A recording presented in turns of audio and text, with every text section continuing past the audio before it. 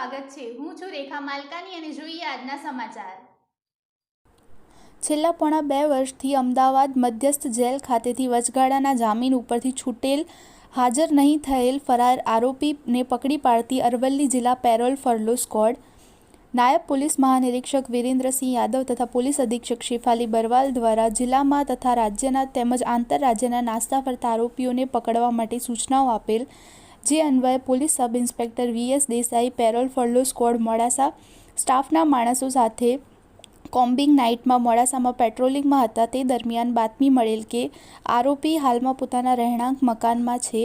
તે બાતમી હકીકત આધારે છૂટાછવાયા તેના ઘરની ચારે બાજુથી કોર્ડન કરી પકડવા જતા આરોપી ખુલ્લા ખેતરોમાં ભાગી ગયેલ, જેનો પીછો કરી ખુલ્લા ખેતરોમાંથી આરોપીને પકડી લઈ આગળની ઘટતી કાર્યવાહી કરવા માટે સાઠંબા પોલીસ સ્ટેશન ખાતે સોંપવામાં આવેલ છે।